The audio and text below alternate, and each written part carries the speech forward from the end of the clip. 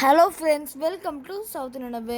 இன்றைக்கி நம்ம சவுத் உணவில் 4 வகையான சுண்டல் எப்படி சேர்ந்தால் பார்க்க போகிறோம். ஸோ வாங்க வீட்டுக்குள்ளே போய் இப்போ நம்ம கொண்ட கடலை சுண்டல் செய்கிறதுக்கு 2 ஸ்பூன் எண்ணெய் ஊற்றிக்கலாம். இப்போ எண்ணெய் சூடான உடனே 2 ஸ்பூன் கடுகு, 2 காஞ்ச மிளகா, ஒரு கைப்பிடி கருவேப்பிலை, பொடியாக கட் பண்ணி வச்சுருக்க வெங்காயம், இதில் ஒரு பிஞ்ச் உப்பு சேர்த்துக்கோங்க. துருவி வச்சுருக்க தேங்காய் ஒரு பிடி சேர்த்துக்கோங்க. இப்போது வேக வச்சு எடுத்து வச்சுருக்க கடலையை இதில் சேர்த்துக்கலாம். இப்போ பாருங்கள், நம்மளோட கொண்ட கடலை சுண்டல் ரொம்ப சூப்பராக ரெடி. இப்போ நம்ம கடலை பருப்பு சுண்டல் செய்கிறதுக்கு கடாய் ஆன் பண்ணி 2 ஸ்பூன் எண்ணெய் ஊற்றிக்கலாம்.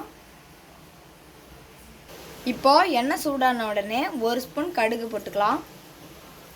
காஞ்ச மிளகா கிள்ளி போட்டுக்கலாம். ஒரு பிடி கறிவேப்பிலை. இப்போ நம்ம வேக வச்சு எடுத்து வச்சுருக்க கடலை பருப்பை இது சேர்த்துக்கலாம்.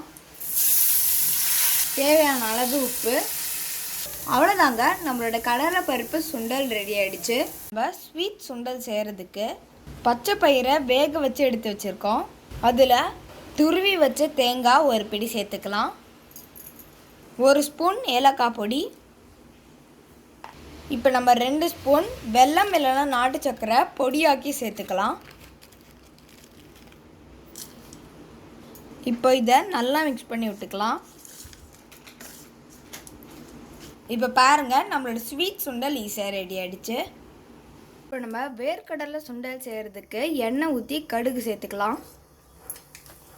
காஞ்ச மிளகாய் கிள்ளி போட்டுக்கலாம். ஒரு பிடி வெங்காயம், கறிவேப்பிலை. இப்போ நம்ம வேக வச்சு எடுத்து வச்சுருக்க வேர்க்கடலை இதில் சேர்த்துக்கலாம். தேவையான அளவு உப்பு. கொஞ்சோண்டு மாங்காய் துருவினதையும் சேர்த்துக்கலாம். துருவின கேரட். இப்போ எல்லாத்தையும் சேர்த்து ஒரு வாட்டி நல்லா மிக்ஸ் பண்ணிக்கலாம். இப்போ நம்மளோட வேர்க்கடலை சுண்டல் ரெடி ஆகிடுச்சு. அவ்வளோதான் ஃப்ரெண்ட்ஸ், நம்மளோட 4 வகையான சுண்டல் ஈஸியாக ரெடியாக இருக்குது. நீங்களும் இது உங்கள் வீட்டில் இருக்க பசங்களுக்கு ஈவினிங் ஸ்நாக்ஸாக ஈஸியாக செஞ்சு கொடுக்கலாம். உங்களுக்கு இந்த வீடியோ பிடிச்சிருந்தா லைக் பண்ணுங்கள், ஷேர் பண்ணுங்கள், கமெண்ட் பண்ணுங்கள். மறக்காமல் சவுத் உணவுக்கு சப்ஸ்கிரைப் பண்ணுங்கள்.